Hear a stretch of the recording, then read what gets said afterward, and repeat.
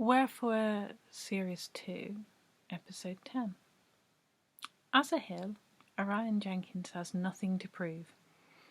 He doesn't have to be cleverer or more important than any of the other hills. He is in fact smaller than most of them, younger by far, and not even a permanent feature. His human identity would be tortured by insecurities around this and would be proportionately unreasonable. His hill self is easy with the state of things, just trying to do his best. Not that there is a lot of active doing to be done, but the thought is there, the heart is willing. One of the things he has taken to doing is being aware of his sleeping citizens. If Orion had ever seen a production of Under Milkwood, he would have some useful frames of reference for how the waking lives of his inhabitants tangle into dreams. Stonehouse has no Captain Cat, but no shortage of no good boyos, although they are otherwise named. Even so, as they sleep, the details of these ordinary lives play out as epic dramas, because really they are. An epic drama is largely a matter of framing. It is when we pause to appreciate how the challenges, romances, setbacks and hopes of the day unravel that we find the remarkable, the gripping. As a hill, Orion Jenkins is learning to love the magic of mundane life and everyday humanity. He is beginning to value the poetry of existence and to see worth in all these small, inconsequential people his human self tends to sneer at. As a hill, he is becoming a kinder person.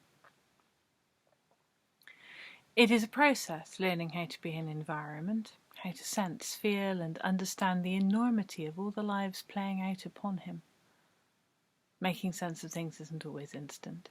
He finds, with hindsight, he may have experienced unease for a while without identifying the source or even paying it much attention. There is so much going on. More details are missed than are witnessed. Inevitably, the unease has grown, is growing. Something is out of kilter with the town as a whole, and it poses a real threat to him. And to Stonehouse, he feels. He knows, and yet he does not know what he knows at first. It takes time to pin down this sense of growing dread, to find it, recognise it, and observe it.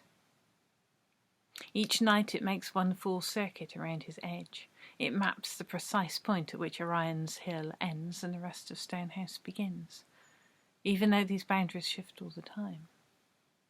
It is taking possession of that edge, he thinks. It will, in time, be able to control him. It comes with malice, but what it is and where it comes from he cannot tell, not at first. Orion becomes obsessed with his own edges. Is he the same size, or is the malignant visitor making him smaller, night by night? He cannot tell. He has no reliable way to measure his own surfaces, in much the same way that he cannot track fluctuations of weight in his human body without a device. When he is awake, Orion is ever more aware of his hill self. The night threat haunts him. He walks and drives around his erstwhile edges in the daylight, trying to make sense of himself, Stonehouse, and this unshakable sense of menace. He wonders if his sister is right. Perhaps he does need a therapist of some sort. He wants to be understood, imagines the kind of person he could talk to about this, realizes said person of his imagining has no face, and a body that dissolves into mist where it meets the ground, and he is overwhelmed by a sense of how alone he is. He naps in the day, finding himself hungry for his own dreams as never before in his life. He no longer has normal dreams at night when he is a hill, or experiencing everyone else's dreams.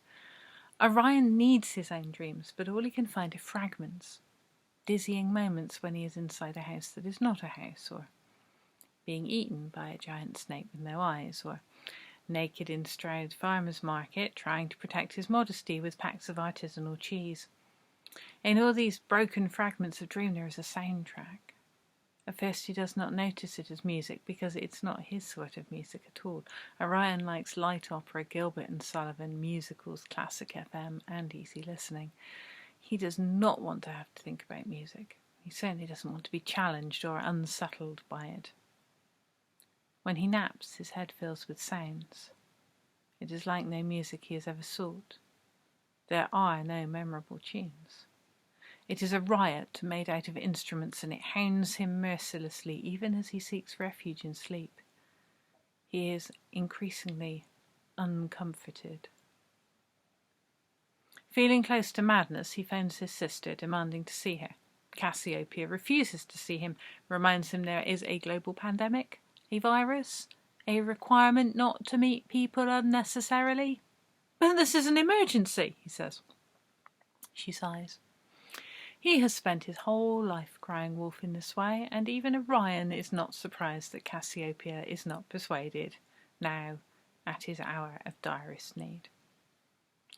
He regrets previously overstating the direness of previous hours of direst need, but he could not have known how small those emergencies really were compared to this one. "You have to help me," he says. On the other end of the phone, his sister sighs again and says, "I'll see what I can do," but her tone is not encouraging. "I keep hearing this music," he explains, and then tries, with just his voice and a lifetime of never having sung, to capture the essence of the noise in his head. He even does his best to make the sounds of the various instruments haunting him. Orion is surprised that she doesn't hang up over the awful racket he is making. "Does it happen at night?" Cassiopeia asks. "No," says Orion. "I mostly hear it when I'm napping." He pauses, thinks, "No, hang on, you're right, I do hear it at night. I just hadn't realised I was hearing it, which is peculiar, but I definitely am. At night. Yes." He is flustered and aware of not being in control of the situation. "It's the jazz cyclist," Cassiopeia says. "He goes past under my window all too often, and he sounds exactly like you just did." "Jazz cyclist?" Orion asks.